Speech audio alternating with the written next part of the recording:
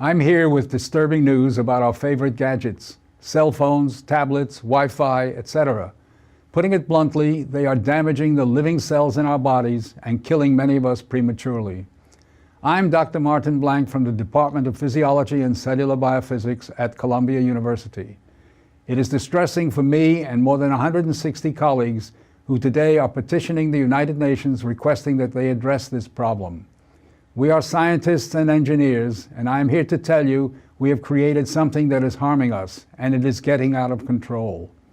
Before Edison's light bulb, there was very little electromagnetic radiation in our environment. The levels today are very many times higher than natural background levels and are growing rapidly because of all the new devices that emit this radiation. An example that a lot of us have in our pockets right now is the cell phone. One study shows that as cell phone usage has spread widely, the incidence of fatal brain cancer in younger people has more than tripled. We are putting cellular antennas on residential buildings and on top of hospitals where people are trying to get well. Wireless utility meters and cell towers are blanketing our neighborhoods with radiation. It's particularly frightening that radiation from our telecommunication and power line technology is damaging the DNA in our cells. It is clear to many biologists that this can account for the rising cancer rates. Future generations, our children, are at risk. These biologists and scientists are not being heard on the committees that set safety standards.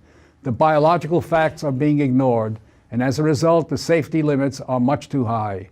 They are not protective. More protection will probably result from full disclosure of possible conflicts of interest between regulators and industry. Rising exposure to electromagnetic radiation is a global problem. The World Health Organization and international standard-setting bodies are not acting to protect the public's health and well-being.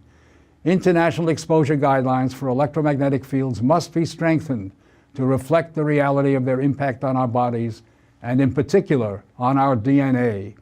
Although we are still in the midst of a great technological transformation, the time to deal with the harmful biological and health effects is long overdue. We are really all part of a large biological experiment without our informed consent. To protect our children, ourselves, and our ecosystem, we must reduce exposure by establishing more protective guidelines. And so today, scientists from around the world are submitting an appeal to the United Nations, its member states, and the World Health Organization to provide leadership in dealing